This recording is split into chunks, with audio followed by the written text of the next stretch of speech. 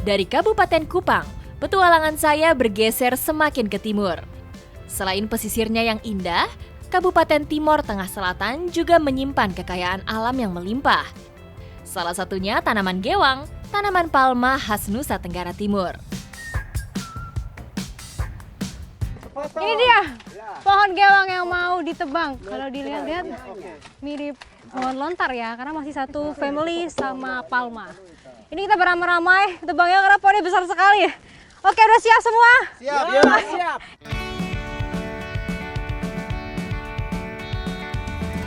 Gewang merupakan tanaman endemik Nusa Tenggara Timur. Bentuk pohonnya besar dan tinggi.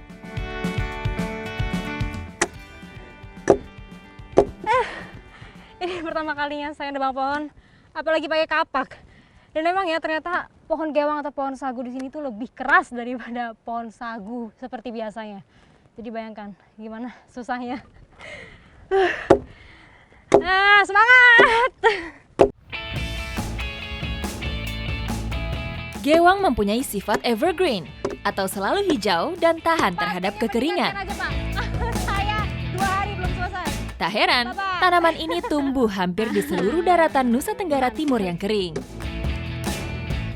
Sekarang Bapak dibantu lagi, ada 2 orang yang menebang pohon gewang ini. Karena dari tadi sudah 1 jam, belum ada setengahnya ditebang. Luar biasa. Memotong pohon gewang sebesar ini akan sangat sulit jika dilakukan seorang diri. Namun sifat gotong royong masyarakat Desa Sahan yang tinggi membuat pekerjaan yang berat menjadi lebih ringan.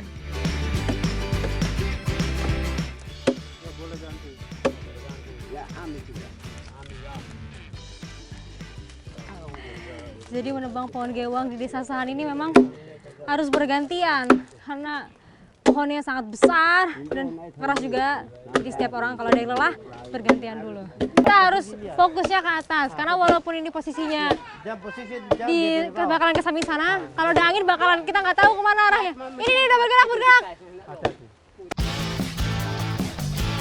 Selain susah, memotong pohon sebesar ini juga beresiko. Kami harus memperhitungkan arah jatuhnya pohon.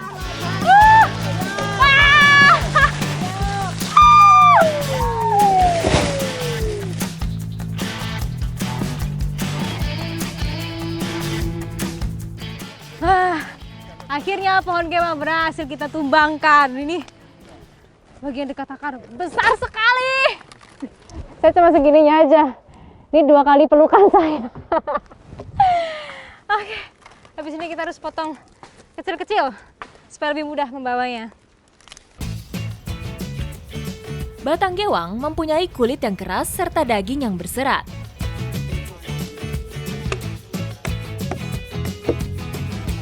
Setelah berhasil menembus kulitnya, bagian dalam batangnya cukup dibelah dengan menggunakan pasak kayu. Dalam 1 batang pohon gewang, hanya sepertiga batang bagian atas saja yang mengandung zat tepung. Nah, jadi 1 batang pohon gewang ini tidak bisa digunakan semuanya, hanya bagian tertentu saja, terutama bagian atas ini nih. Dan 1 potongan ini bisa untuk makan 1 keluarga.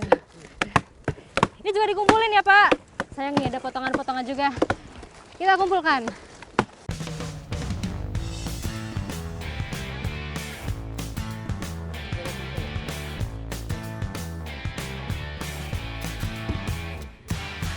Nah, jadi batang pohon gewang ini tidak bisa langsung diolah. Harus dijemur dulu baru bisa diolah menjadi tepung sagu. Nah, ini di depan saya sudah ada yang sudah dijemur. Bagi masyarakat lokal, gewang mempunyai peranan penting yang sudah diwariskan dari nenek moyang masyarakat NTT. Semua bagian tanaman gewang dapat dimanfaatkan. Salah satunya menjadi olahan putak.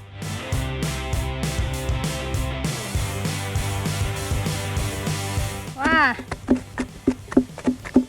harus seirama. Tumbuknya begini. Oke, kita pakai 2 tumbukan. Ya, temponya harus benar ya, Mama. Ternyata yang sudah dijemur sekitar seminggu ini lebih mudah untuk dihancurkan. Teksturnya pun juga udah beda nih. Lihat.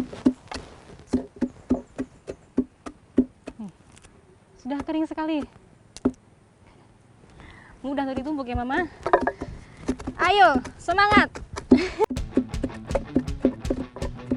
Batang gewang kering mengandung karbohidrat akar bilan yang tinggi, atau masyarakat NTT menyebutnya putak.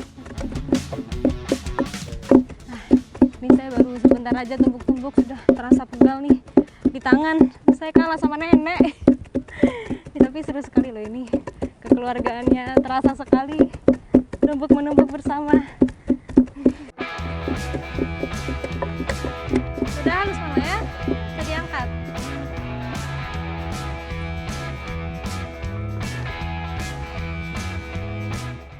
Nah, ini hasilnya sudah halus. Sudah menjadi tepung sagu seperti ini, tapi mesti diproses lagi atau diolah lagi sebelum menjadi putak.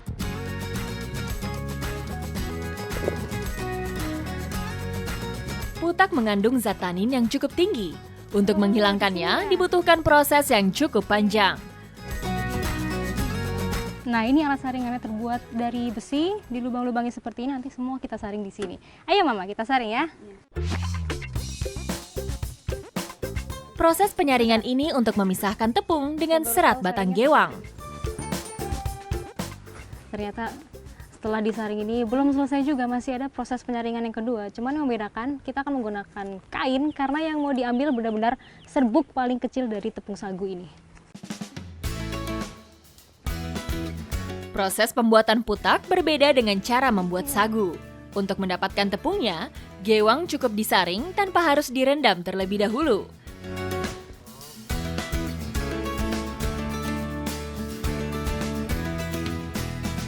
Nah, jadi tepungnya ini harus direndam dulu dengan air dan ditunggu selama 1 jam, baru bisa nanti dibentuk-bentuk.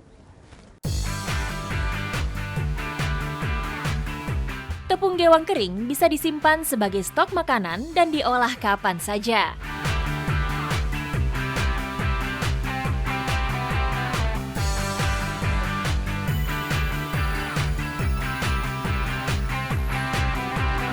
Nah, ini nih sudah direndam, bentuknya menggumpal seperti ini. Dan sekarang saya bantuin nenek harus menekan-nekan ini supaya tidak menggumpal lagi.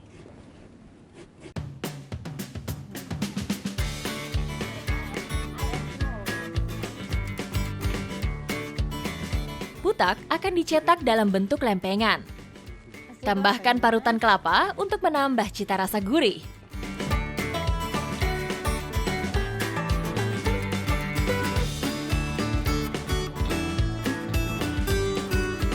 Ini sudah tercampur merata dengan kelapa, jadi sudah siap untuk dibakar.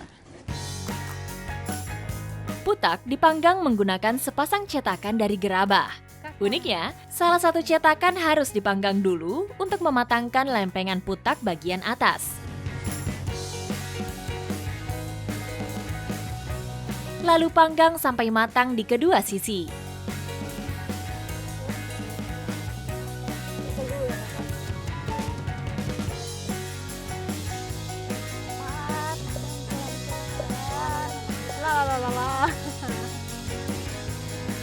Nah, sagu ini atau yang biasa disebut putalaka sebelum adanya beras, ini nih yang menjadi makanan pokok sehari-hari. Dan kalau sudah seperti ini, bisa dipadu-padankan dengan lauk apapun, pasti nikmat. Ikuti jejak saya, jejak petualang.